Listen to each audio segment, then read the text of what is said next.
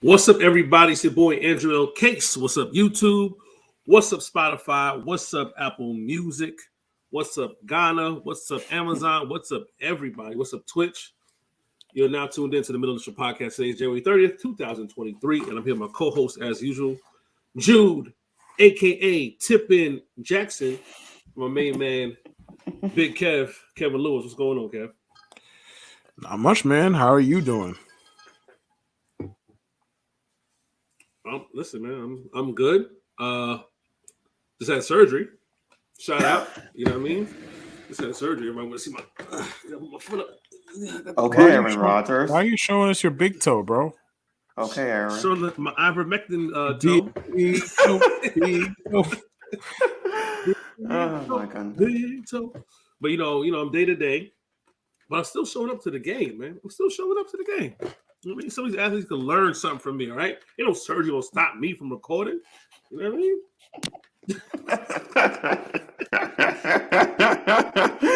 I guess not, Case. I mean, okay, that's okay. Look at this guy gutting it out. Right? You're a real trooper, Case. Ace Mahomes. Hey, listen. True leadership is action, okay? Not just words, right? Facts. Actionable items. Big facts. What's going on? How y'all weekends though, man? What's going on? It's Monday. Back. Hey, Back. My favorite team's quarterback is going to play in his third Super Bowl in 4 years, so I'm good, man. Oh boy, I'm good to go. Yeah. Your puzzled face, Jude, is that's my. Patrick Mahomes he's great. Just understand that for all intents and purposes for this particular podcast episode, I'm a Chiefs fan. Like I know I play that little cutesy role on the timeline sometimes and all that, but for real, like today I'm a Chiefs fan. Like for real, on this particular podcast episode, I'm gonna speak like I'm a Chiefs fan. I'm gonna speak like a non-neurotic version of Nick Wright. Just warning you now. I'm telling you, put it all towards the middle of the table. That's what it's gonna be. So just come prepared, be prepared. That is all. Stay ready so you don't have to get ready. Yo, okay. I'm glad you mentioned Nick Wright, because I think one thing, and this is off script, this is off topic. Kev does the format of the show. This is off topic, and I need to address this. Nick Wright should be embarrassed. He should be ashamed of himself. He should be ashamed of himself. As the boldest podcast on Twitter, listen, Nick Wright had what I had right here. You know what this is? That's trouble. Nick Wright had trouble. That's nothing is what it is. It's trouble. It's trouble. He had this with the side. It was trouble. And then he had like a little, whatever he did. I don't know if it was hair restoration or whatever. But have you seen him lately? Yes. With the full on. Listen, yes. Nick Wright. Why are you hating on him for having money? Is my question here. Nick Wright. You know what's funny? I'm glad you brought that up too. Nick Wright, LeBron James, even Shitlock, all got some hair restoration. Why won't Kevin Durant do the same thing? Why won't Kevin Durant a brush, a barber? Because Kevin Durant don't care about shit or hoop. Yeah, exactly. He cares so much about basketball. You don't care about shit or hoop. Or moisturization. He don't care about nothing. He don't care about lotion. Bro, he clearly doesn't. Like we saw that picture of his lower leg that one time. That ain't Ash. That was scary. That shit was not. That shit looked like it looked like an old skinhead tattoo. That's what it looked like. He's 1/3 really snake. bad. It was really bad. Oh yeah, Kevin Durant's right. I mean, he just cares about his craft, and look at him. He's always scoring. Sometimes you just gotta sacrifice for your craft, and he sacrificed hygiene, I guess. Moisture. He sacrifices moisture and ash. Lubriderm's not getting any money from him. X-ray, Cetaphil, whatever lotion you use. Avon, none of them. None of them getting Kevin Durant's money. No, sir. With that being said, though, I'm glad everybody had a good weekend. Certain people, not so much. Josh Hart. I don't know if you guys, I definitely showed it to Kev. I sent it to Kev and I was like, okay, this has to be a part of the broadcast. I don't care what else we talk about, but this had to be a part of the broadcast. And for those who didn't see the tweet, and I think it was today's Monday, so it's probably been Thursday. It was on the 26th. Josh Hart tweets, "My wife slapped the shit out of me last night because I was smiling in my sleep." But did you see the follow up though? Yeah, talk about, he quote tweeted himself talking about what girl was making you smile. Listen, as the only family man on this show, the only thing I do in my sleep is snore. Okay, I don't smile.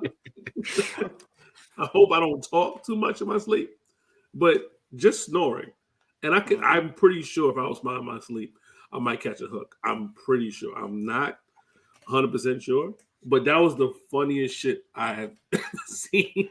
And it's not satire because there's a lot of video from movies and stuff like that where a woman just sees somebody sleeping peacefully and she just like you're too women calm. Don't want you. Steady. Women don't want you having fun without them, bro.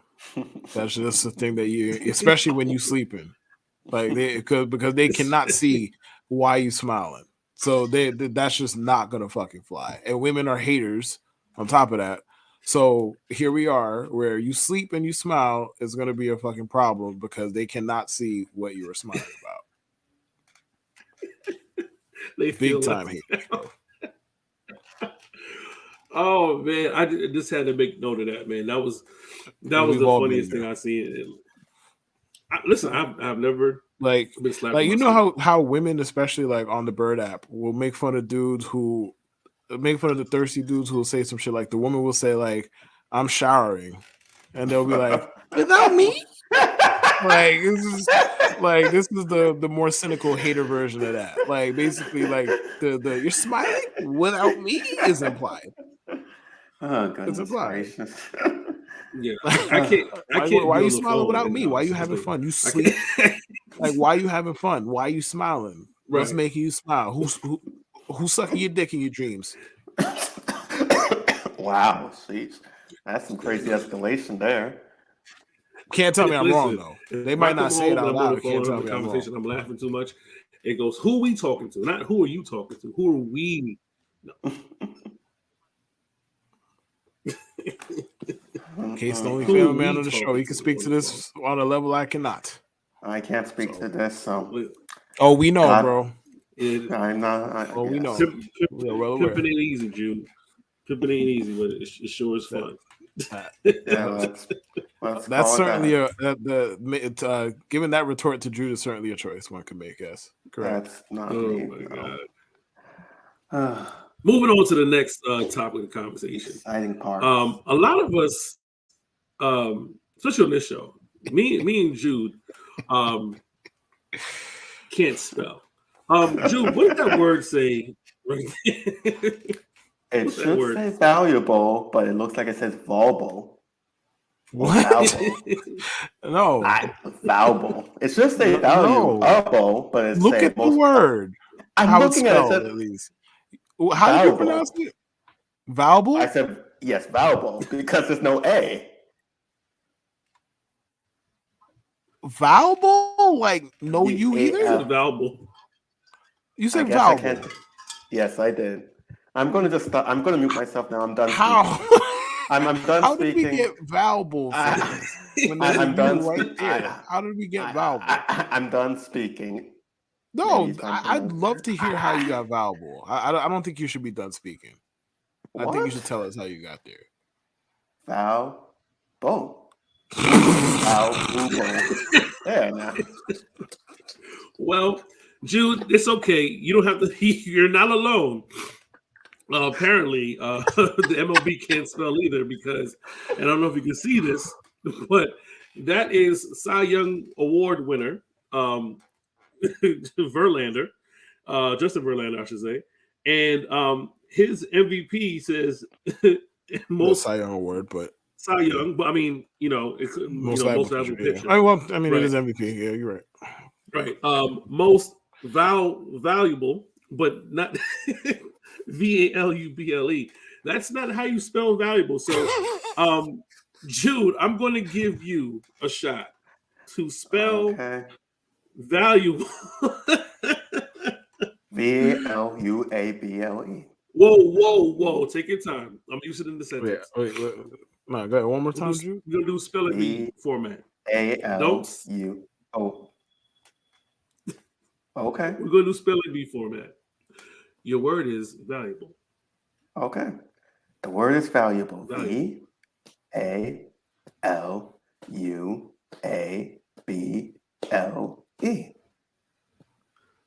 That is correct. Even though you started with VL, I don't know.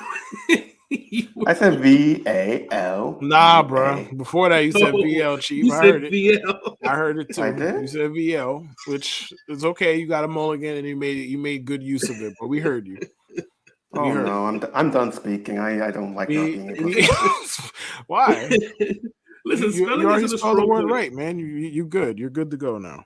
Spelling isn't a strong point on this show. Spelling and enunciation. Yeah, maybe it's just enunciation. I'm sorry. Yeah, speak for yourselves. Do not lump me in there. I am a fantastic speller. Thank you. One of my many talents. But Kev brought this to my attention. Kev, how many of these awards have been messed up by the MLB? All of them. No. Like from what I saw, at least, I'm not gonna act like I looked into every single one of them, but I'm pretty sure all of them that have valuable on them. So I'm guessing MVP, Cy Young. There might be others, but those two I know for a fact had valuable spelled wrong. Now, on the flip side, I'm gonna take a slightly different angle here. The English language sucks. That's the angle that I'm gonna take. Correct. And that's correct. Look at what's on the screen right now. VALUBLE. That spells fucking valuable. Why is there an A? Why is there a second A? Why? Just generally asking, why is there a second A? Valuable. That's how we all pronounce the fucking word, right? It's not valuable. Nobody pronounces it that way. Maybe that's how it should be pronounced. Nobody pronounces it valuable. We all say valuable. Your valuables. Most valuable player. Ain't nobody pronouncing the A, so what the fuck is it doing there? Like valuable. That's right there. VALUBLE. That's how the fucking word should be spelled. Like how MLB spelled on their award is reprehensible. Like they should be thrown in jail for that shit. Like you're gonna give a big ass plaque, spell the fucking word right. Like come on, do that at least. I mean, they don't care about their trophies. The World Series trophy's a piece of metal, so they wouldn't quality control their trophies. Very good point, Jude. They really. I mean, aren't all trophies a piece of metal? Look at the Stanley Cup. Okay, but it's a piece of metal with no kind of character to it at all. Like the Super Bowl has a distinctive look to it. The NBA trophy got a distinctive look to it. The fucking MLB trophy is like it's metal with 27 flags or whatever on it. Like, what is this shit? Like think about all your baseball memories. Like the height of competition, playoff baseball. None of them really feature anybody hoisting up the trophy. I don't think I'm being. And I've seen my team win 5 championships. I'm telling you, none of my memories feature any of them hoisting up the trophy. Now, that's true. You look at the NBA. World Series. We remember Michael Jordan hugging the trophy in the locker room. Mm-hmm. We remember LeBron kissing the trophy after they beat Golden State in 2016. Right? Mm-hmm. Like remember all kind of stuff at the Finals MVP. Blah blah blah. But baseball, like nobody hoisting up the World Series trophy because that shit is a piece of rubbish. Get the World Series trophy up out of here. But yeah, they really don't care. Clearly, they don't care about the World Series trophy. They don't even spell words right on their MVP trophies. So here we are. But the English language is trash, and so is MLB. That's my conclusion here. Thank you for coming to my TED Talk. Wow. I'll say this much.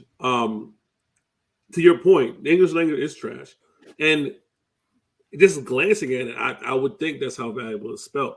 But why I think a part of it is like I want to know who made the mistake, right? Like where did they get the awards pressed and done that? Because like you said, multiple times. It's like 1 year. It's like multiple years you've spelled valuable wrong for years to come.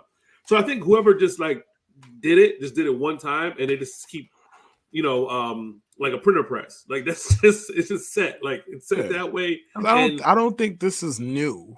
Right. I don't think this is new at all. You can make some money, Kev. If it's new, then that leads to a whole bunch of different questions. Then, right. Like what changed? Why did it change? Who changed it? on down the line. You can make some money pointing this out, Kev. Go to the MLB and say, "Hey, you made a mistake. You could get that." Do you think they're gonna care? That's funny that you think they're gonna care. They'll just be like, "Hey, sorry, we'll fix it next year." They might give you a finder's fee. They might be like, "Hey, here's a finder's fee." MLB will tell me to kick rock so fast. Listen, kick rock. Kanye West, all of his awards were spelled wrong for a while. They kept calling him Kane, Kane, and they forgot the Y. King West. Several times, yes. And I know he said it in the song, but that really didn't happen. It's supposed his name was. They should take away all trauma from that explains his mindset these days. He must have been really traumatized. They should take away all his fucking awards, man. All of them. Must have been really traumatized by that award spelling. Explains his mindset. Hey, I'm just saying it's happened. I'm pretty sure it's happened in other sports, and maybe not as noticeable. And some players, imagine the pressure the person has to spell Giannis Antetokounmpo. You know what I mean? Put that on an award. I don't know how to say his name. It was Giannis. No, let's give this old college try one more time. It's Giannis. A.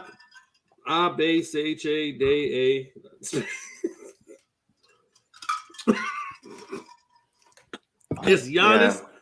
An attempt was made. That's his name. You did not just say Giannis, an attempt was made. Yo, I cannot. Cannot pronounce his name. Wait. Since we're on the topic of spelling, we started this with spelling. Spell Antetokounmpo. No, hell no. What? No, try it. If we could make Jude spell valuable, we can make you spell Antetokounmpo. Give me another word. I'm not spelling it. No, spell that shit. Spell it. Bro. Why are you so ashamed of this? Just spell it. Nobody knows how to spell Antetokounmpo on this podcast except me. Say his name. Giannis Antetokounmpo. Antetokounmpo. Antetokounmpo. A-T-T. Nope. Wrong. That's it. I'm done. Antetokounmpo is what I said. Yo, I'm done. Look at me. I'm done. Spell restaurant, nigga. RESTAURANT. That was simple. You a fucking genius. You a genius. That was very easy. As far as restaurant looks like it's spelled restaurant. Restaurant. Hey, look, I'm not gonna argue the merits of the English language. I already said my piece. The English language is trash. As far as Antetokounmpo, it is ANTETOKOUMPO. So there you go. Wow. That's why you're the greatest, Kev. There you go. Giannis. He's the Greek freak and he's Giannis. Fuck that. I'm not. Listen, if $1 million on the line, I wouldn't have $1 million. He's a Greek freak. That's who he is. If he wanted me to get his name correctly, his name would be Giannis Ant. That's it. I'm not getting that right. Kev, I have a one for you. Can you spell Mike Krzyzewski's name? No, you got me there, buddy. No, you got me there. I know it starts KR, and I know KRY. Y is the third letter. Don't ask me. KRY. Here we go. I got this one. KRYZE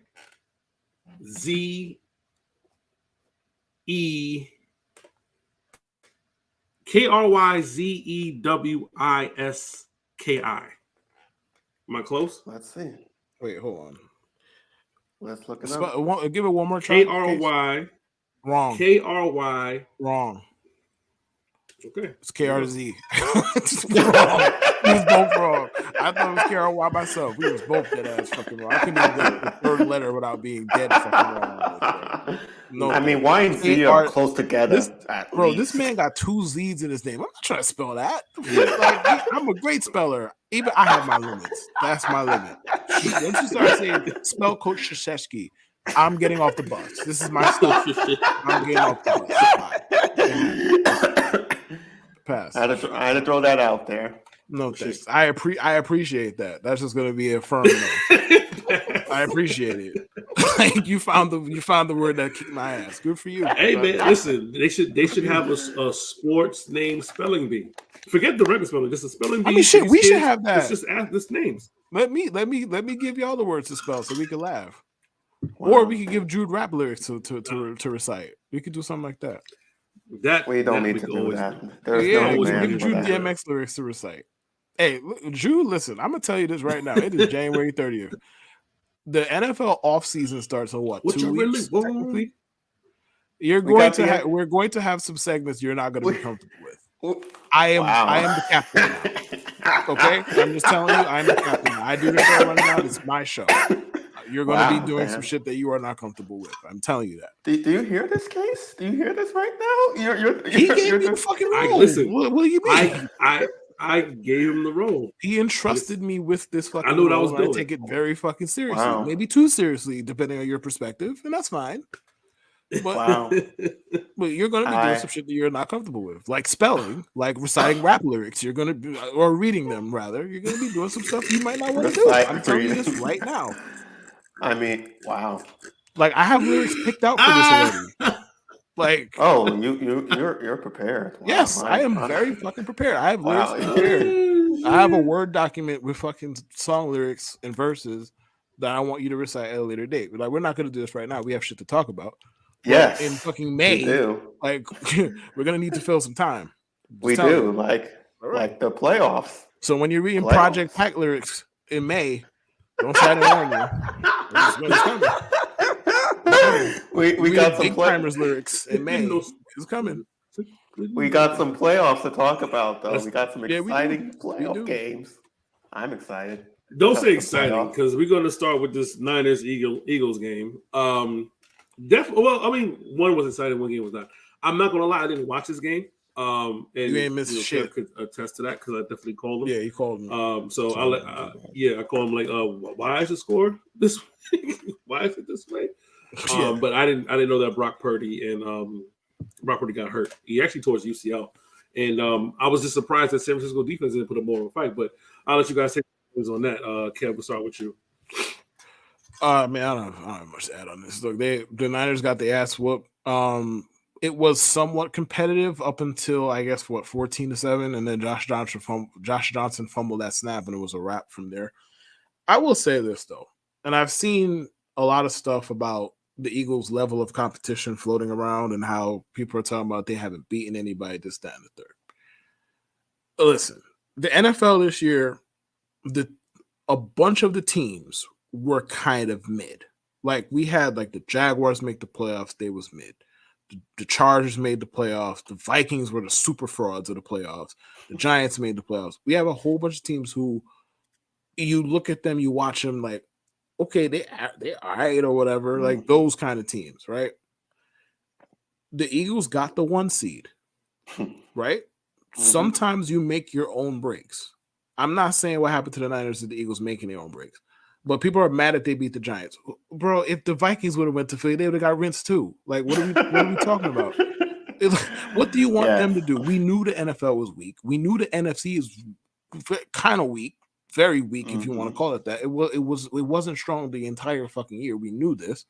And now we're mad that the Eagles, or we're pointing it out, that the Eagles had a weak run to the Super Bowl. It's like, okay, they got the 1 seed in a weak conference. What did you expect?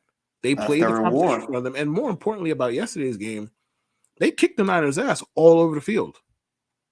Like if Jalen Hurts makes a better throw to AJ Brown on that deep pass that he missed him on, we're not having any conversation about the Niners ever having a chance at all in the football game. So the Eagles played who was in front of them. They fucking demolished them. They are the most complete team in the sport, and that's it. I don't have nothing to add about the game. Fuck the game. The game is trash. It's over. If you're a Niner quarterback, you're liable to get hurt. That's just the game. All of them get hurt. Jimmy got hurt. Trey Lance got hurt. Purdy got hurt. Josh Johnson got hurt. Like all of them get hurt. That's just what they do. Better luck next year, I guess. And the Brock Purdy thing, it's funny how it works because if he had stayed in that game, I think the Eagles would have killed him because they were flying off the edges. For some reason, you had Hassan Reddick against being blocked by the backup tight end. That wasn't a great idea. Then he's out of the game. But if you go into next year with Brock Purdy as your starter and you either have Trey Lance as a backup, which would be weird, or you trade him for considerably less than you got him, I think you're doing it wrong. Because if you could run that system and win all them games with Brock Purdy, imagine what you could do with somebody with some actual talent. Wow. That is all. I will pass it over to Jude. Have fun. I will say like Kev said, the game was interesting in the first half. I think there were a couple of key points. The first one was on that Devontae Smith catch that actually wasn't a catch. Kyle Shanahan should have tried to challenge it. I mean, even if you don't know if it's going to be it or not, if you see the other team like rushing up, that's like a cue. That's a big cue that you should just throw the flag out there. If you don't get it, you don't get it. But they're rushing up. That means they probably didn't catch the ball. He didn't get it. Next thing you know, the Eagles score. And then Josh Johnson, I saw that fumble. And the funny thing about that fumble was Josh Johnson fumbled the snap. Okay. And then he went down, and it's like, you would have thought he got the fumble there. He had multiple opportunities to get that fumble before anyone got it, and he just didn't do it. It's like he had the Jets fumble recovery luck. So that was pretty interesting. Besides that, after 21-7, I think the most interesting point in that game was when I thought Christian McCaffrey was going to do something big out of Wildcat. And he drew the ball, and he drew it to no one there. And no one bothered to call intentional grounding. And I wonder if they just felt sorry for him. But, I mean, literally no one was there. That was the most interesting part of the second half. The Eagles did what they were supposed to do. I kind of had the feeling this game would be like this. It kind of reminded me of how the Vikings had that great win a couple of years back versus the Saints. And then the next game versus the Eagles, they got rinsed like this too. This is the same thing. So it was the Niners that got rinsed by. No, I'm talking about a couple of years back, 2017, when there was Vikings versus Saints, and then the Minneapolis. It was the Niners that got rinsed by the next week. It was the Niners that got rinsed by the next week. The Niners kicked the crap out of the Vikings. Yep, I remember. No, not 2019, 2017 versus the Saints. Copy. And then the next week they got completely destroyed by the Vikings. Yeah, right. That did happen. So this is the kind of same the Vikings vibes. began rinsed a lot in the playoffs. Yeah. That's yes, that's a good. That's a good point. Yeah, this was the same vibes I got. So yeah, there's not much to talk about this game. Also, Sirianni, I personally don't. He has a very punchable face. As much as Kev hates Zach Wilson, I do not like Nick Sirianni's face. He's just extremely arrogant. He just has that arrogant face that looks like he just says some bullshit. I wouldn't punch him because I'm not that kind of guy. But if someone else were to punch him, I would not be upset. I couldn't do it. Someone else could. Surprise. I'll just piggyback off of Kev's point. NFL this season hasn't been a good product. It wasn't bad as far as like, I guess we wanted to say the overall season. I think our expectation levels were higher because of all the quarterback shuffling. We did kind of write off. I don't know. I'm gonna say we, but the Bengals were kind of written off until they actually went out there and went to the AFC Championship. But it happened. I mean, years like this happen. You know, this year's the Seattle Seahawks went 7-9 and won a division and went to the playoffs. Like we've had years where it's like, you know, teams going like 8-8 and winning a division, or 9-7, whatever. And some of those years produce championships. You know what I mean? This is just one of those years production wise, like especially special teams where like the first punt return was the Jets lost 10-3. That was the first punt return for the entire season, right? And I think we got maybe one more after that, and then we had 2 kickoff returns from the entire season in one game by Naeem Hines. So it's like the product was definitely not the greatest product. The overhype of Josh Allen winning MVP and stuff like that. That conversation we had that last week. So there's definitely a lot of hype because there's some teams that snuck in. The Giants snuck in, the Jets should have snuck in, the Jaguars snuck in. You know what I mean? Mm-hmm.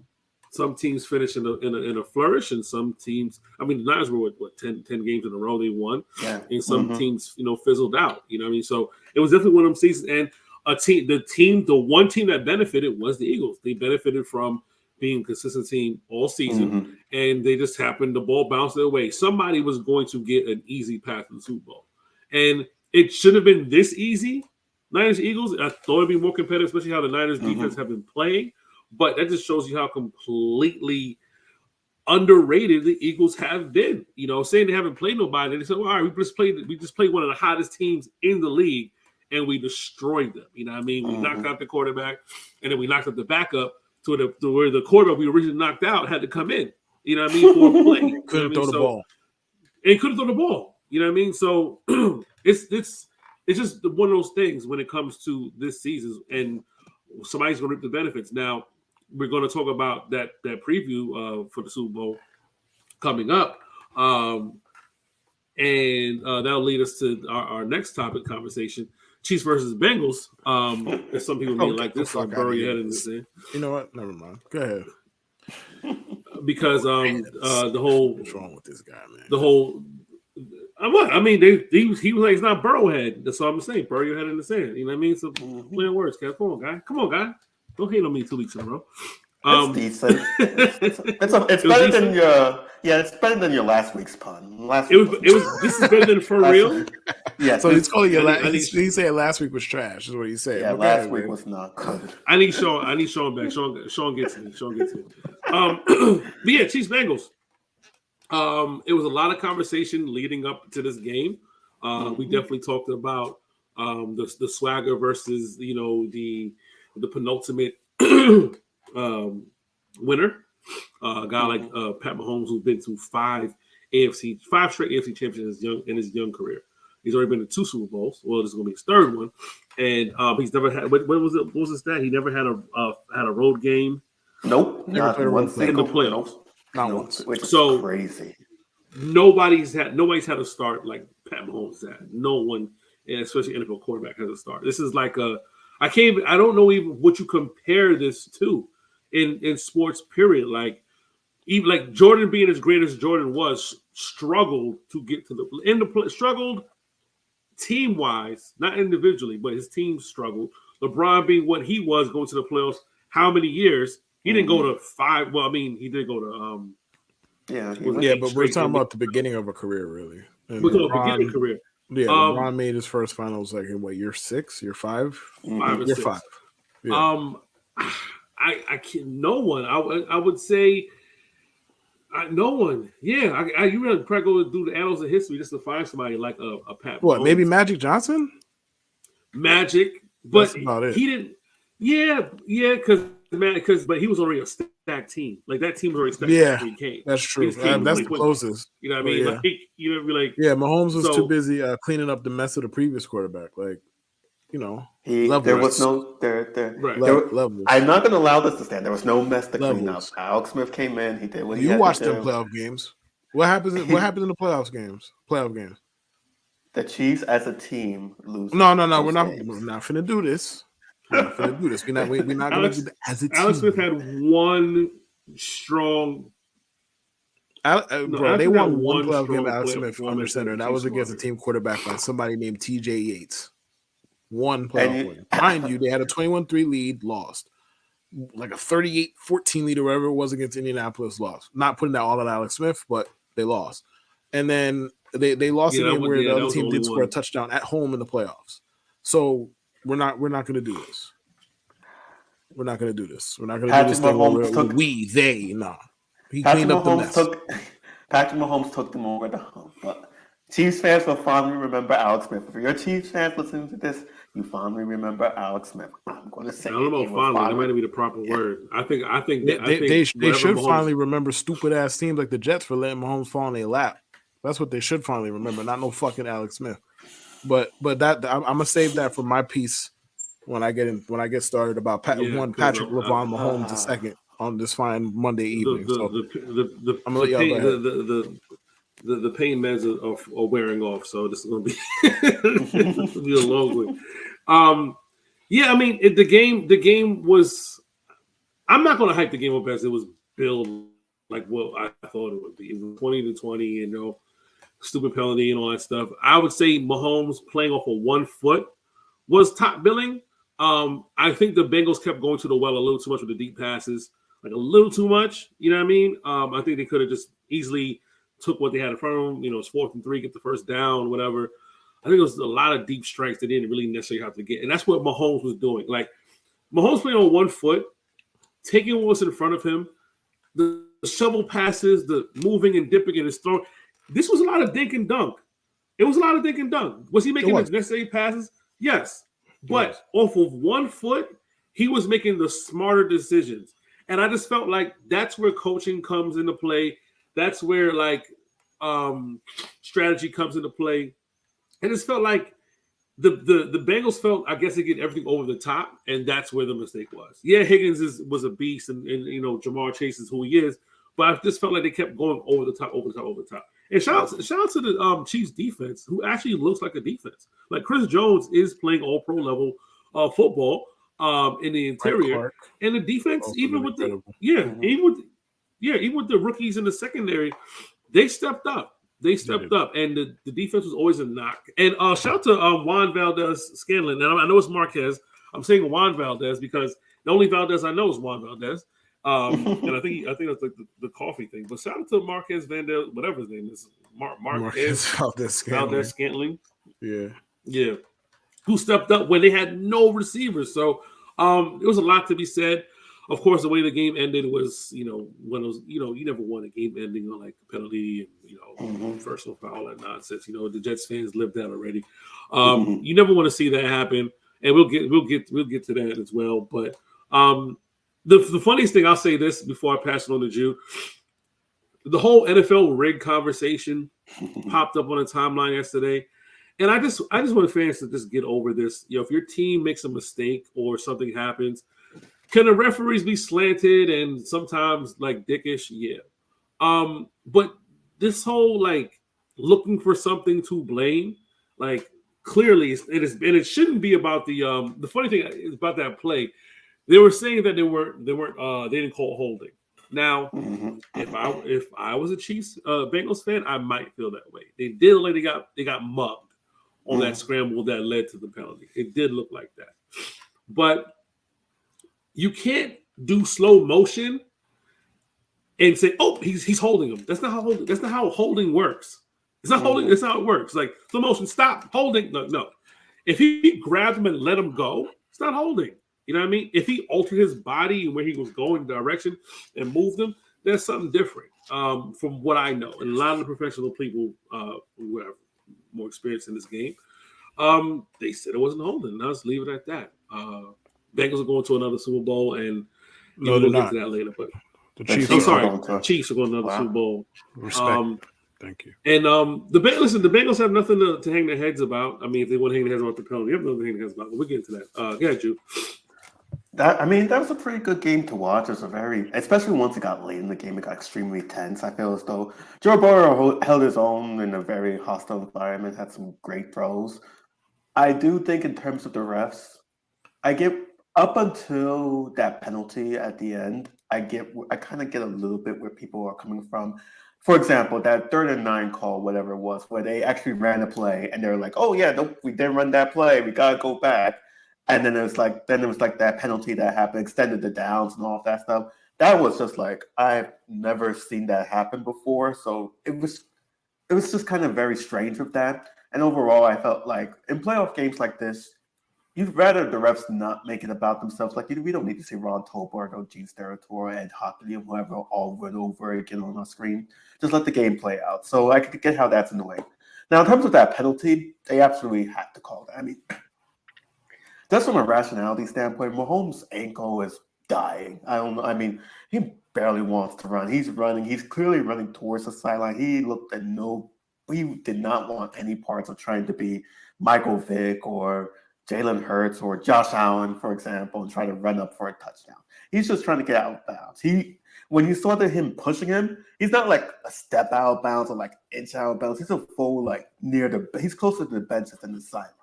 And then the dude pushed him. I understand momentum. I understand all of that stuff, but it's like, come on. In that situation, they're going to call the flag on you. No one should have been shocked they called the flag on you. So that was a sucky way to lose that game. But overall, it was really a great game. That's going to be a very exciting rivalry in the AFC for years to come. I'm excited to see how that unfolds and everything. And the Chiefs are going to a Super Bowl, and it's going to be a really exciting game versus the Eagles. Not much more from that game. Go ahead, Kev. All right. So, first of all, shout out to the Chiefs defense, especially the front. They did a great job. Steve Spags did a great job. He got his guys in favorable matchups the entire evening. They beat the Bengals offensive line's ass over and over and over again. Chris Jones' sack on 3rd down on the last Cincinnati offensive play was arguably the game's biggest play. Shout out to them. Now, I've heard a lot of things about one Patrick LeVon Mahomes II over the last couple of years. I've heard that, like, first of all, we've gotten to a point with Mahomes where, first of all, Mahomes is arguably the best postseason performer ever at the position. I'm not here to argue with anybody. I said arguably. If you disagree, argue with somebody else. I didn't make any definitive statements. All I know is the following things are true.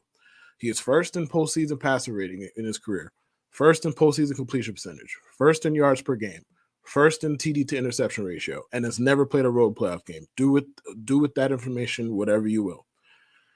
But I realize what we do with Mahomes. Mahomes is supposed to do these things, so we're bored by him now. Hence why every 2 seconds, whenever Josh Allen breathes the right way, or whatever he does, he runs over a guy, he jumps over a guy. Now I gotta hear he's just as good as Patrick Mahomes. Joe Burrow, wins a playoff game against the Bills in the cold or whatever, or the Bengals win and Joe Burrow plays well, blah, blah, blah. I got to hear, Joe Burrow's better at quarterbacking than Patrick Mahomes is. But Mahomes is the better player, which is outrageous logic, given that, Patrick Mahomes is also a fucking quarterback, but, that's neither here nor there, right? So but we do the same thing with Mahomes that we did with Mike Trout. Every year somebody's better. Like somebody has a great year, they're the new shit, they're better. Are we sure Mike Trout's really the best? We did this with LeBron at his peak. Shit, we did this with fucking Serena Williams, bro. They tried to make Maria Sharapova a thing. And she beat Serena twice. And I don't know the exact record. All I know is after that, Serena beat that girl like she stole something, like 25 consecutive times. I don't remember exactly what the number is. 19. Was it 19? 19 consecutive times. 19 times. Yeah, she beat her twice, and they wouldn't stop talking about it. And then Serena just proceeded to whoop that poor child's ass. But fuck Sharapova. So we have now. Mahomes is the pinnacle of the position. So now we're bored, and now we got to make this guy better and that guy better. Look. The Josh Allen thing, I've seen this for 2 years now. Every time Josh Allen does anything, we need to put him in the same tier. Are we sure Mahomes is better? Is Allen just as good? What would Allen do in KC? Look, here are the facts. We do the quarterback conversation, and we do this based on mostly y'all, not me. Y'all do this based on accolades, right? Y'all do this based on stats, and y'all do this based on team success, right? Josh Allen don't have the accolades. He don't have better statistics. He don't have better team success, and he ain't got no bitches. So he's not better than Patrick Mahomes. Stop doing it. Stop doing it. Stop lying on my face. Stop playing. No AFC title games. No Super Bowls. No bitches. Stop playing in my face. Okay, I'm going to contest the last one. At least Josh Allen doesn't have to deal with Patrick Mahomes' annoying wife. So at least he doesn't have to deal with that, Patrick Mahomes' annoying wife. So there is that. Patrick Mahomes' annoying wife is probably why he's everybody's grim reaper on the field. If you're gonna keep it a buck, like he has to channel his frustration somewhere, right? He does it on the field. And his brother, yes. But listen, Patty Mahomes is a 101. Stop comparing like the Joe Burrow thing from this past year. He's better at quarterbacking. Look, we do this. But who said that though? Dan Orlovsky. And then you had a whole bunch of people agreeing with him. Oh, he's better from the pocket. No, he's not. No, he's not. Go look at any fucking advanced stat you want to look at with guys from the quarterbacks from the pocket, EPA, this and BPG and whatever else. All them acronyms. Mahomes is first in fucking all of them. Like, stop playing in my face. Joe Burrow is great. Not here to take nothing away from him. Josh Allen is great. Not here to take nothing away from him either. They are both great. We do not have to be bored enough where we're putting them. I understand why the talk shows do it in First Take. Like, I'm not talking about them. I don't watch that shit for reasons like this. I don't watch that shit. I'm talking about well-adjusted, normal human beings who watch fucking sports and consume it and talk about the shit. And then they'll, in the same breath, the next breath will tell you that these guys are just as good. When they don't have the accolades, they don't have the ability, they don't have the fucking stats, they don't have the bitches. Stop it. Leave me alone. Stop doing this. I'm begging you. Stop. Mahomes in the tier by himself until proven otherwise. If somebody comes on and is just as good, I will feel free to put him in the same tier and we could adjust accordingly. But we don't have to do this. Mahomes on one fucking leg with one healthy receiver outplayed Joe Burrow with two of what? Like the top 15 receivers in football in his building to get to the Super Bowl. Yeah. Stop this. Joe Burrow and them, they are the best of the human quarterbacks. Mahomes is in the alien tier. Leave him the fuck alone. Stop bringing him up in these conversations with these mere fucking mortals. I am begging you. Stop it. Enough. Mahomes has done enough where we don't have to do this. And quite frankly, if Mahomes looked a different way or played a different way, we're not having this fucking conversation. If Mahomes had cement feet and it was confined to the pocket, nobody would be having this fucking conversation. Because he can move around and do cool shit and make awkward angle throws and throw behind his back and all this shit. It's not conventional. So now we have to say stuff like Joe Burrow is better at quarterbacking. Miss me with it. Mahomes forever. Thank you. Wow. That was some passion. Hey, I get it. I agree. Go on. No, go on. Go ahead. Oh no, I was gonna say with Mahomes and everything, he's definitely like I compared Burrow and Mahomes for Josh Allen. I kind of didn't get, but like Burrow and Mahomes, you kind of compared them. You got caught up in the moment after seeing Burrow. Like no, Jude. What did you say before the podcast started? No. We're not gonna do this. What did you say before the podcast started? What did you say? What did you say? Burrow. You said that Joe Burrow could be as good as Mahomes. Did you not? He can be. It's all hypothetical. Right. So explain to me how. Let's hear it. I don't know. This is all very non-tangible, not much stats behind it, my fault. But I don't know. It just feels like, what was it? Joe Burrow, this is cheap and lazy, but Joe Burrow's beaten Patrick Mahomes twice already. I'll be it by 3 points. I'll be at one at home, one on the AFC Championship game and everything.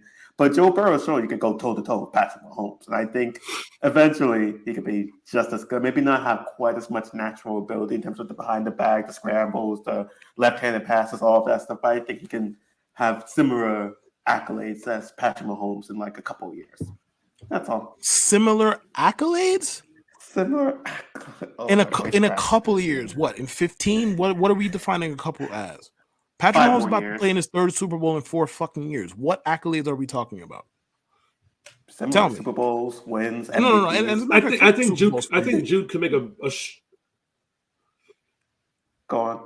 No, go ahead, Gaze. I think Jude could make a stronger argument if. No, I think Jude could make a stronger argument if we look at it from the angle. And he's never going to be Mahomes. He's going to be a father, though. He's going to be the person like, all right, he's been to 2 AFC championships. Outside of his rookie season, which was his rookie season, he's been to 2 AFC championships. Yeah. He has 9 come from behind victories, and 3 of them are against the Chiefs. So if we look at it as Burrow being a fodder, like to the quarterback to interrupt Mahomes, that's possible. He beat him last year, and it wasn't a game. It wasn't a game that he could have won.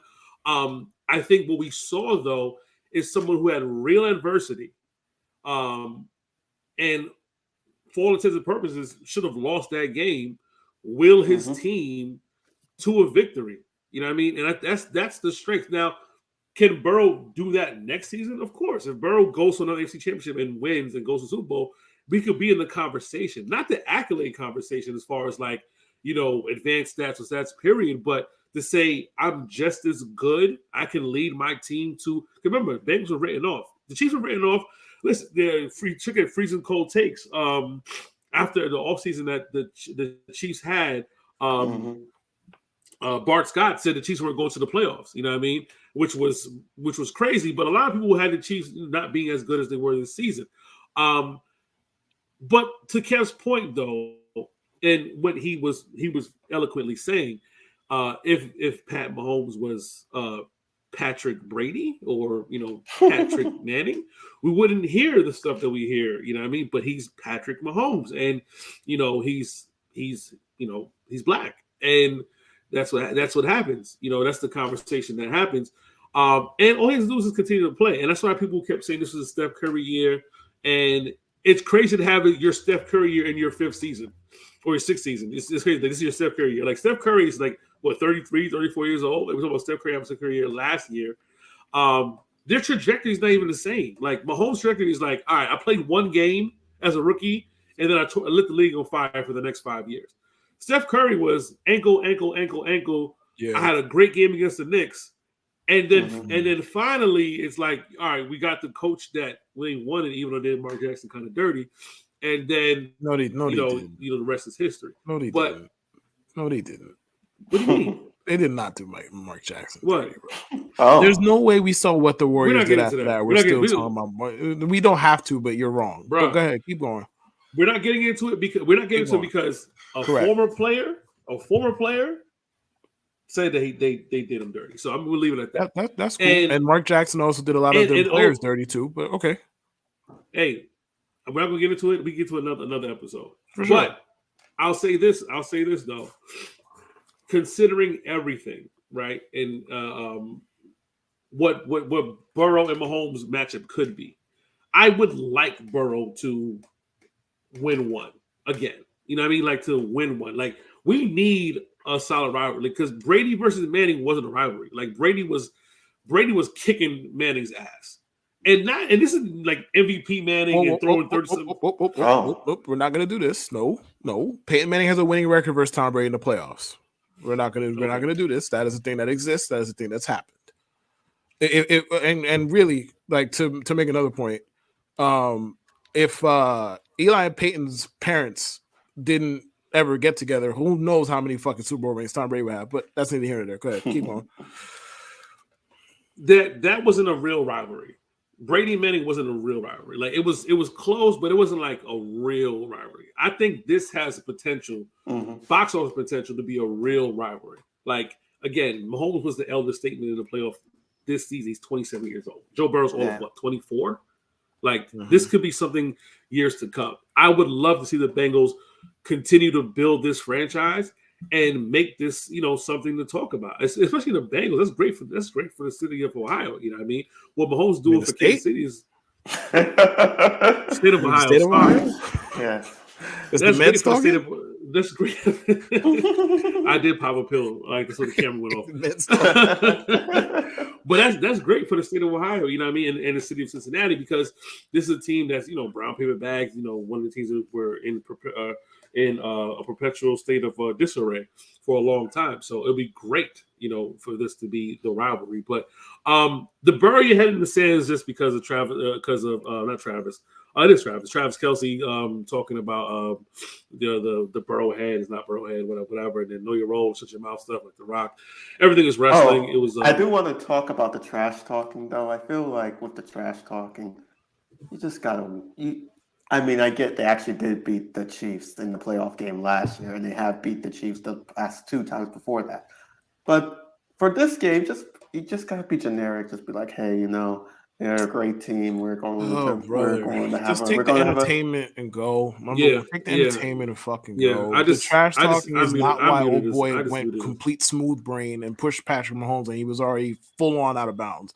That's not why that happened. It's not why any of the stuff happened in the game. Now, I will say this with regards to the Burrow and Mahomes accolades case where we're talking about, Burrow could do the same thing next year. I would love to see Joe Burrow come in there with no healthy wide receivers, a bum foot, and no running game and beat the other team. Please, I would love to see it. He's not. You're talking about levels. I'm not saying. I'm not insinuating he has to go through what Mahomes went through.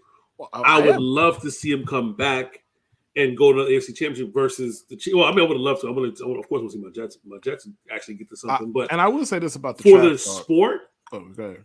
Finish. No, for the sport, I would love to see Burrow just come back and win one or whatever. But I muted Jude for the trash talk about generic bullshit. Go ahead, come on, man. I will say this about the trash talk. It is kind of wild that they did all of this Burrowhead this, Burrowhead that when they won an Arrowhead once. That's crazy. I enjoyed it. Like I'm not. Oh, you gotta talk your stuff after the fact. You gotta just be generic about it. Why are you poking the bear? Like I am so sure that Travis Kelce was sitting there in the middle of the game, like, you know what? I gotta catch this touchdown because the Cincinnati Mayor was talking shit. Not I gotta catch this because we want to go to the Super Bowl. No, it's because they were talking shit. No, it's bragging rights, bro. You talk your shit beforehand. And then if we win, you get to talk more shit. If you lose, the other team gets to talk shit. It's fucking fun. I know you don't like fun. It's supposed to be Alex Smith. I understand. Like there's nothing to it. Like the bulletin board material shit is so fucking overrated. You need extra motivation to try and make the Super Bowl. Why? And they won by 3 points. If they went out there and they kicked them in the teeth by 60 points, maybe you have a point. Maybe. And even then, not really. But maybe I could squint hard enough and make a case for you. They won by a field goal, and the difference in the game was one of their players going complete smooth brain on the last offensive play of the game. That's what happened. And that player, man. And that player is Joseph Asai. Let's get into that real quick. The topic of conversation with quarterbacks, right? And it's just like they're protected. We know that. They put them in bubble wrap and all that stuff. They're protected. The most protected players in the league. This is why Tom Brady is safely playing at 45 years old. Because Joe Montana tried playing, a little past his expiration. He was getting rocked. Vinny Testaverde was playing in his 40s. Warren Moon played in his 40s. But guys were still getting crushed and getting drilled. But listen, I'm not going to go too hard on the side. I don't know his background of, whatever. Everybody's talking about momentum and stuff like that. And, I think there's a point in time where coaches are going to have to say, look, we just can't do stupid shit like that. And what's going to end up happening is going to be a quarterback going to run towards the sideline and notice that the defender's kind of easing up, and they're going to dip in and try to get some extra yards or something like that. It's like we're playing into this hand of you're going to kind of ease up, and then somebody's going to like say, "Oh, he's easing up," and I'm going to keep going. And we've seen that before, like the quarterback who faked the slide in college, faked the slide and kept going. Kenny Pickett. Kenny Pickett, who faked the slide, and that was the whole biggest thing. Like, oh, and if he had got hit, it would have been a problem. That shit was corny, by the way. That shit was so corny. If he would have got lit up, they'd have thrown a flag. It's fucking right. But, but that's the thing. It's like when James Harden was doing what he was doing, get to the free throw line all the time. James Harden has now had more. I think he said he has more free throw attempts than he has field goal attempts in his career. He's taking advantage of the rule. And you can't be mad at someone saying, hey, I'm going to take advantage of something. If you're going to say, if I'm protected and I'm going to run to the sideline and I'm athletic, and this guy's going to not pop me because it's either going to be a too rough of a hit or too close to being a personal foul, you might see a lot of guys, start to adjust to the point where you're not getting the sacks and you're not getting like the clean hits because these guys are super protected. But I will say this, Mahomes is clearly out of bounds.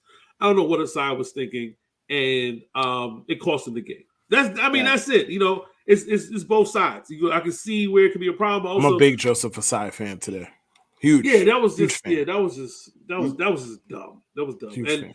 But shout out to I forgot his name. His teammate who was BJ Hill, I believe. BJ Hill. Yeah. Listen, the media people, and this is another thing too.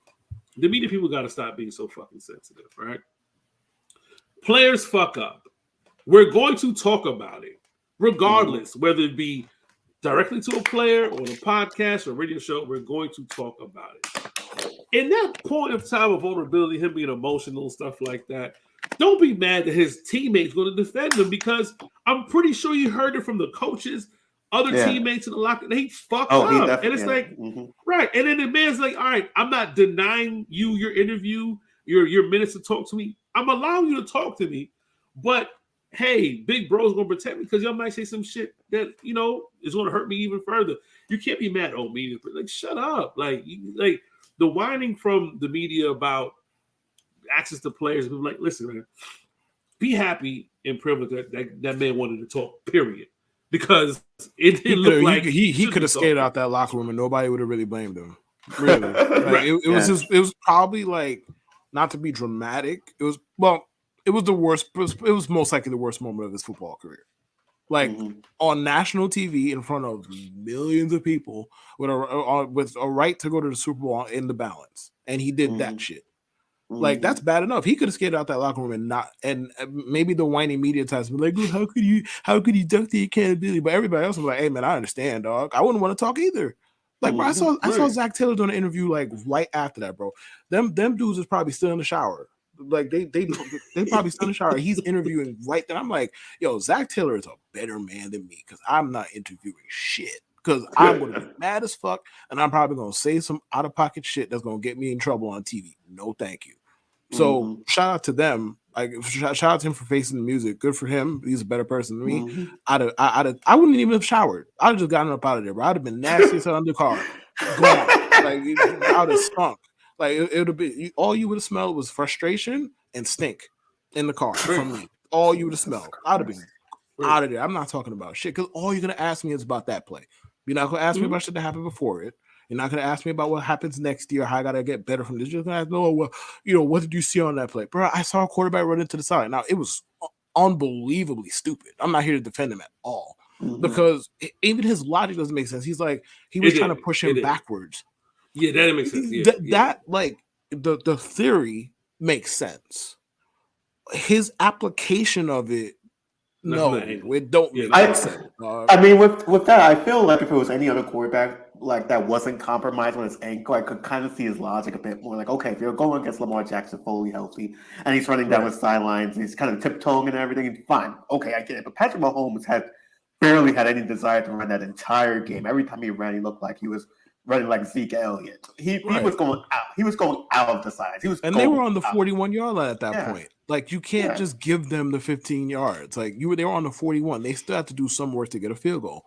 Like it's 8 seconds left. They don't have any timeout, so they're gonna have to throw a little quick pass toward the sideline. If they complete it, let's say you're looking at a 51, 52-yard field goal in 3-degree weather. Like that's not an easy kick. I mean, Butker barely made the kick that he took, and that was from like 42 yards. He barely made the kick that he fucking took. Like you can't just like if that's a bang. It's too bang to be doing that. Like I was trying to push him backwards. Like okay, let's look at the risk reward of this. The reward is okay. You magically push him backwards, which okay. That wasn't going to happen, but let's pretend it did. Okay, now the clock runs out. The risk is you lose. You just let it go. The risk is you lose. Like quite literally, you lose. There's no we're up 3 and you do that, and it's like okay, the risk is overtime. No, the risk is you get a fucking boneheaded penalty, and now you're public enemy number 1 in Cincinnati. Well, you know what? Cincinnati don't care about sports like that. He should be fine. Like they ride for this. Like if he was in Philly, if he was playing in Philly, did that? He might not make it back. He might not make it back. He might have to lay low for a while. Like in another state, maybe get like gear, like a mustache and get like a scarf and wrap it around his face and just be like, yeah, I'm going incognito. You're not gonna know who the fuck I am for a while. Listen, I think he's gonna be all right because I think people.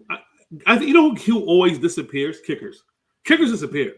When kickers fuck up, like Doug Bryan, like he disappeared. Like I'm out. He disappeared. The Bills kicker I hope Doug against the Giants, he just. I hope he stubbed his toe. I hope his coffee is cold. The kick. I forgot the him kicker. And Mike McCagnon have terrible coffee for the rest of their lives. I forgot the kicker from the Giants Bills Super Bowl, but I know he disappeared. Like Scott Norwood. I don't think Norwood. I don't think prime athletes disappear when they make mistakes because they're prime athletes, right? I don't think this guy was a prime athlete, but it's hard, like these guys. He'll be all right. You know what I mean? The game wasn't on the line as far as like him being the guy to make the final play. It was just like he just made a mistake. J.R. Smith made a mistake. You know, he was still around. A lot of guys make mistakes. He'll be okay. It's a young team. He'll be fine. And it wasn't Super Bowl's AFC Championship. You know, it happens, you know. And, you know, the funny thing about that whole thing, though, Jude was almost correct calling overtime for that game. And we kind of punished him for it, but it almost went to overtime. So we're going to reward him early and give him a shot for some Super Bowl picks before we get to the preview. So if you guys are, I mean, that's the picks you're going to do, and you know you'll tweet out your picks later. But if you're like me and you love this portion of the program,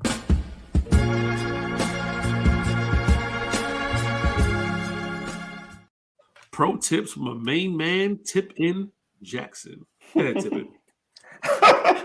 Well, I don't have any Super Bowl picks yet because it's still so early and everything. There's still so much to be determined. You don't know what's going to happen from now. But there's one interesting thing that's happening. It's NBA related. LeBron James, he's very close to breaking the record right now. I believe he's around, 120, 130 points away from breaking the record last I checked. He's a decent amount away from breaking it. But it's 115. 115. Perfect. So There's a market on FanDuel on how he's going to break it and when he's going to break it. What I picked, and this is an interesting one, was Golden State. It's at plus 500 right now. Give me a second. It's at plus 500. And how he's going to break it? Via the dunk. I know he's been practicing skyhook and everything, but imagine this. Let's say it's late in the game. It's kind of garbage time and whatnot. He's playing against the Warriors, garbage time for whatever reason. And the coach is like, hey, LeBron, you're 2 points away. I feel like LeBron's the kind of guy who's just going to dunk the shit out of that ball. And for the dunk, it's at plus 700 right now. And for Golden State, it's gone all the way down to plus 270. It was at plus 500 earlier this morning. So yeah, that's what my pick is. Narrative based, nothing crazy. It's just pure narrative based, something fun to root for. Get to watch LeBron. That's my pick. So okay. What do you think, Case? Guys, all right. So Steph. No. So I'm just thinking of all the records that's like, guys get records. It wasn't normally in the basket.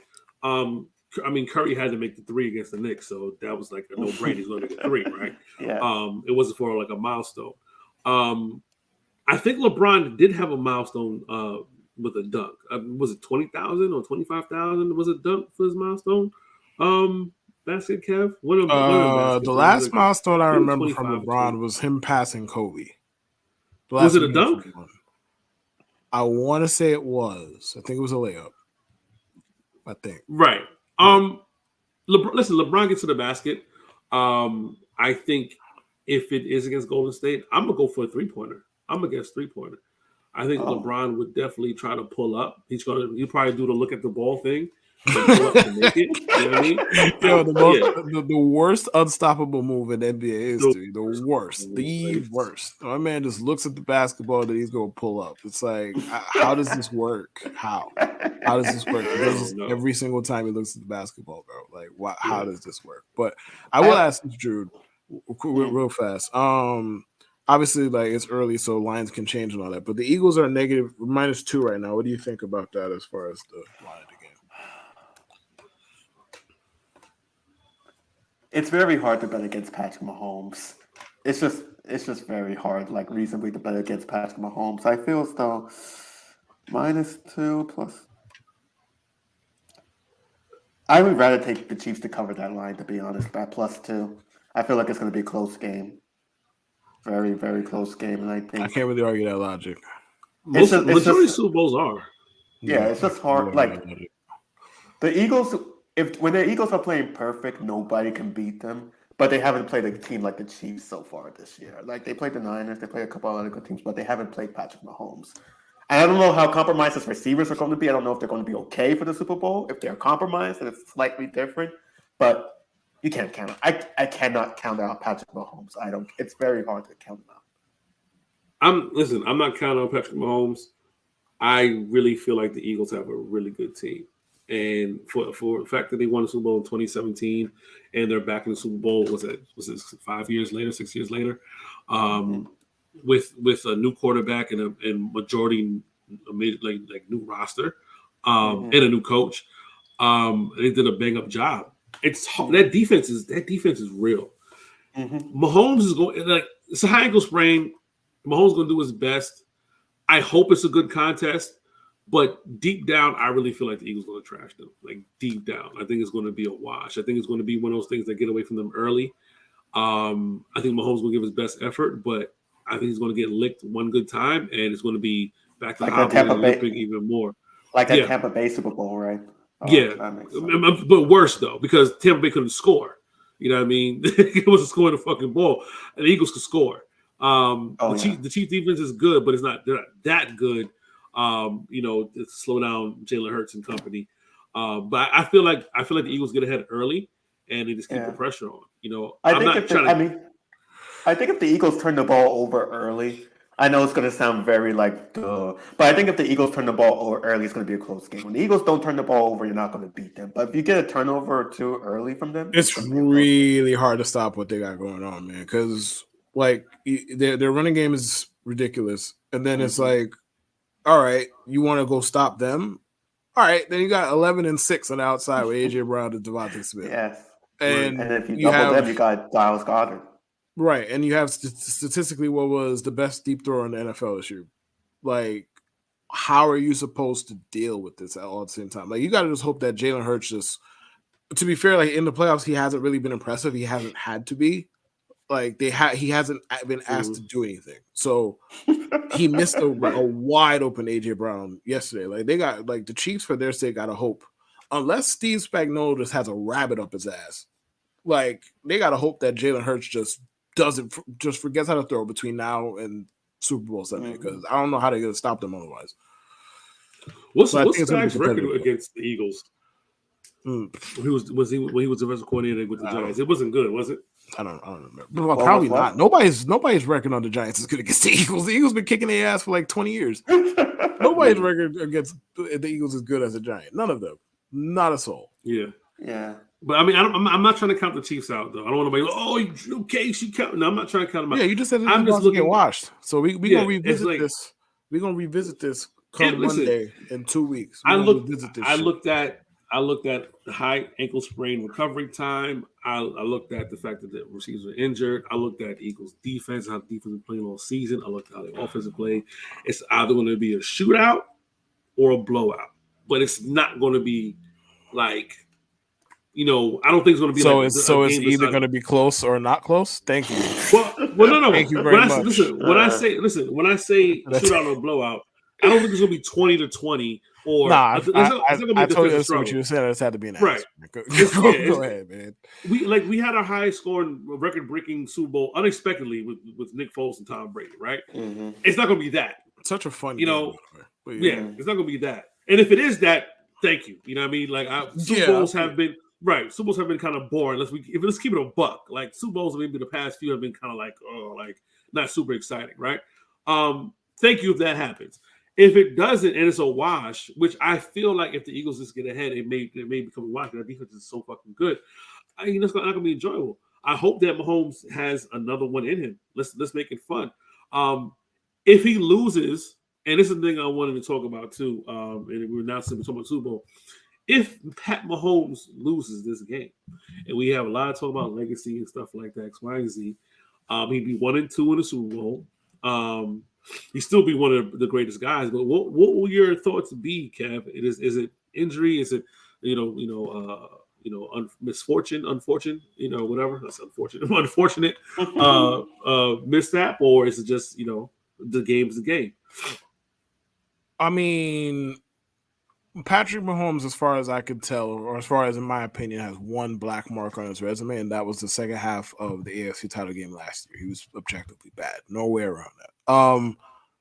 If they lose again, I mean, it depends on how he plays, but the Eagles are a better overall football team. How much that matters, we will see, because again, as I said last week, I thought the Bengals were going to beat the Chiefs last week because I thought the Bengals were slightly better. Now, Patrick Mahomes is the great equalizer. Like, somebody that good can cover up a lot of ills, as we saw yesterday with one healthy receiver. Mahomes basically he willed that team to the finish line. So, can he do that shit again? Maybe. Are the Eagles a completely different animal than the Bengals? Yes, the fuck they are, because there's no real weakness to attack here. Like, okay, you want to go try and stop their run game? Mm-hmm. All right, now you're leaving AJ Brown and Devontae Smith and Dallas Goedert in favorable one-on-one matchups. You want to try and stop their pass game? Okay, their offensive line is going to whip your ass up front, and they're going to run all the fuck over you. Their defense, like, I guess the middle of the field is technically a weakness for them, but they get to the damn quarterback so fast. It's like, all right, you're going to try and exploit it. Good luck. From your back, you can't exploit it, right? So it's just right. It obviously depends on how you play. If they go out there and they get washed 38-24. I mean, honestly, if we're going to keep it a buck, and I know this is going to sound wild because this is Patrick Mahomes' career, and I know the result of the football game. The effort he put on that field in the Tampa Bay Super Bowl was one of the most impressive things he's ever done. I know they scored 9 points. I understand that. Go rewatch that game. Go ask the Tampa Bay players who played against him that day, and you'll understand what the fuck I'm talking about. Because Mahomes was doing, I'm talking about like Mahomes was face planting, throwing dots that dudes were dropping. He was spinning around. He was running for his life, and like he was bedeviled by a bunch of drops. Maybe they don't win that game anyway. They were like the offensive line was a mess, like a mess. So maybe they don't win that game any fucking way. But that damn sure was not because of Mahomes. And Mahomes had 2 different touchdowns dropped, a third one near the goal line that who knows what happens if that's caught. Like it was one of the most impressive things he's ever done. If we get another one of those efforts, it doesn't teach me anything. Nothing that Patrick Mahomes can really do teaches me anything about him or is going to make me look at him negatively, unless he just goes out there and decides to play at Ryan Fitzpatrick for a game for some reason. I don't know why he would do that. But if he goes out there and does it, like, all right, I'm going to have to look at you a little bit funny. If he just plays like himself, they lose, you lose. That's the game. The other team in this case is clearly better. How much that matters, again, we'll see. The Eagles, I have learned nothing from the Eagles in their playoff games. Not a single thing. They beat the crap out of the Giants. They were supposed to. They beat the crap out of a team that played an entire half without a quarterback capable of throwing a pass. They were supposed to. I don't know what to make of the Eagles. I know on paper their roster is ridiculous. Yeah. And I know they don't have any clear fucking weakness. We will see what Mahomes has for them. It'll be a fun. I'm praying it's going to be somewhat of a fun game, at least in one half. At least one half should be fun, at least.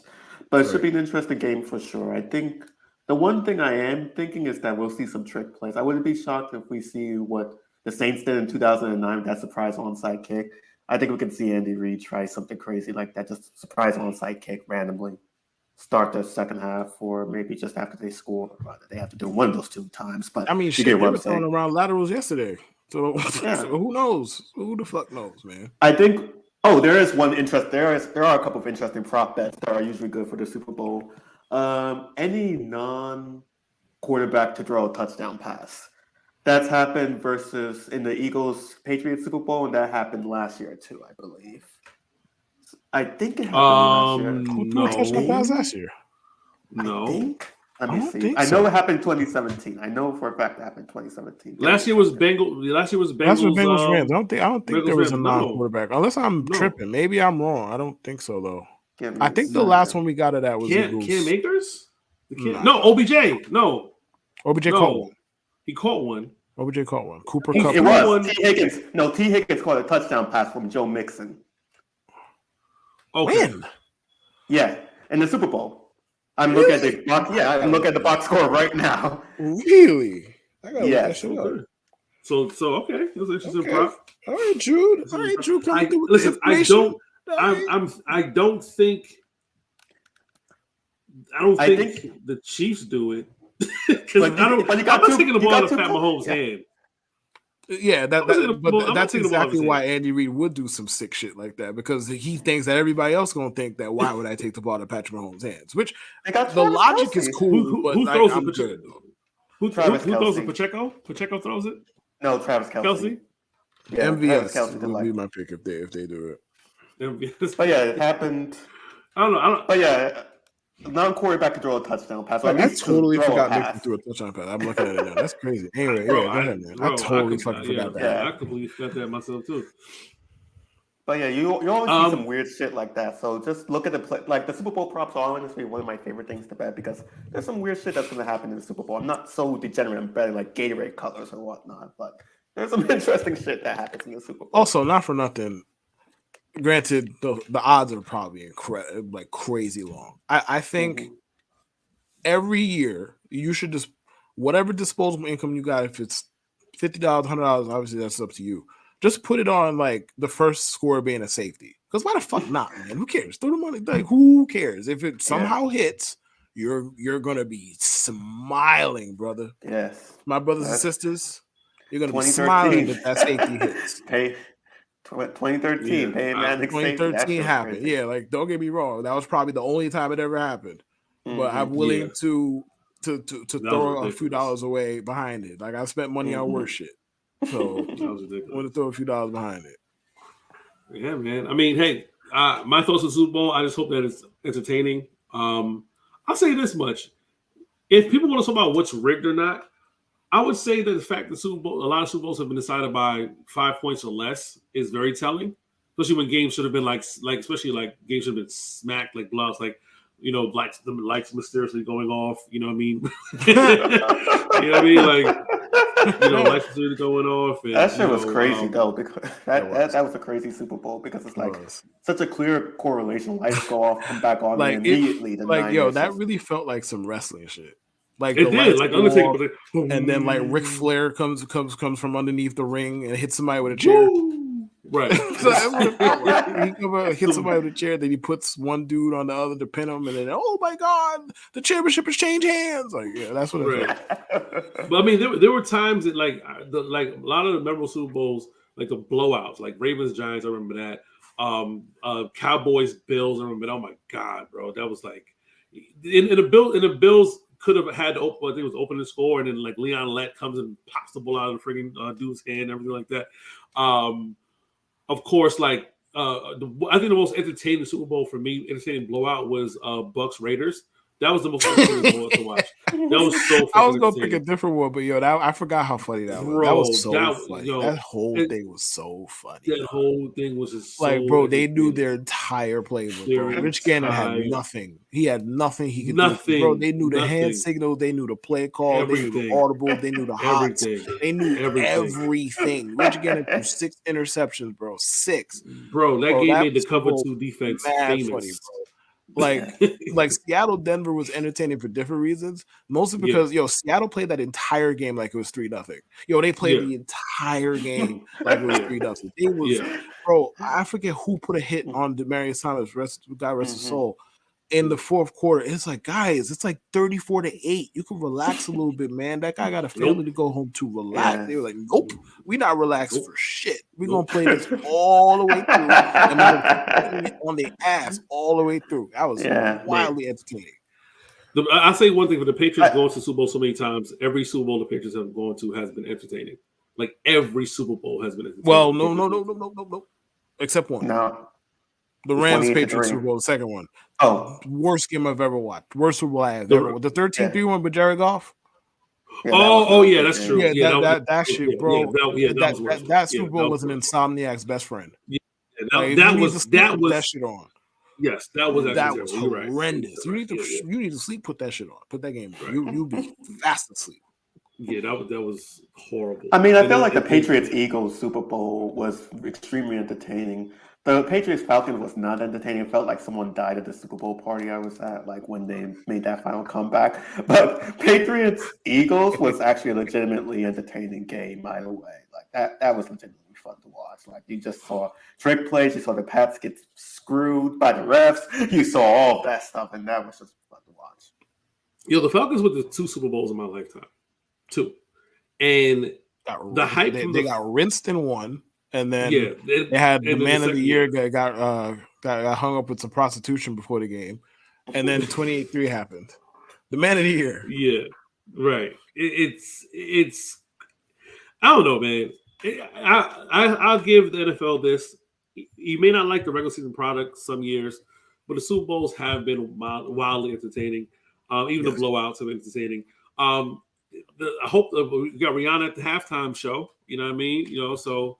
We get to see my some sexy Asian princess go out there and do her thing. You know what I mean? Hopefully she don't bring on A$AP Rocky. I'm a hater. Is she performing music? Yes. What else is performing? She's not Iggy let me not say more before they come after me. Leave me alone. Leave me alone. You hear me, Kev? She's not Iggy Azalea. No, what'd she say? What'd you say? She's not Iggy Azalea. She has music.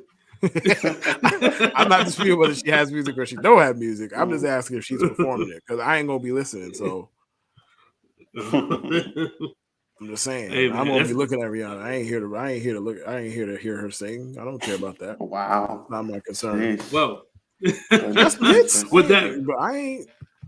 With that being said, don't at me. Don't at me either. Don't at me, man. Make sure you're following us on Instagram and on Twitter at MRPod69. Make sure you follow Kevin Lewis at KLEW24. Tune in to All In with Kevin Lewis on Mondays. And make sure you're following Underdog Fantasy Network. He will be back. And, of course, follow the man, Tippin Jackson, at Jude Truth. Get your gambling advice, degenerates. Listen, Jude has been dropping some tips. We're trying to get him to be more productive tweet-wise.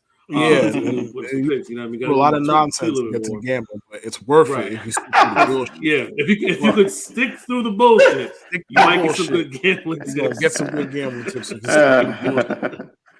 Oh my goodness. And of course, don't follow me. Even though I got some tweets going, I got a tweet going viral right now, but don't follow me. Shout out to my man Bubba for doing the right thing. He put my viral tweet on his Instagram. He blocked out my Twitter name. That's a real one right there. Shout out to my man Bubba, man. Keeping it true. Other than that, though, stay inspired by 69. You have a good night. I need to pop another perk. Take it easy. I done took a perk. Now I'm on.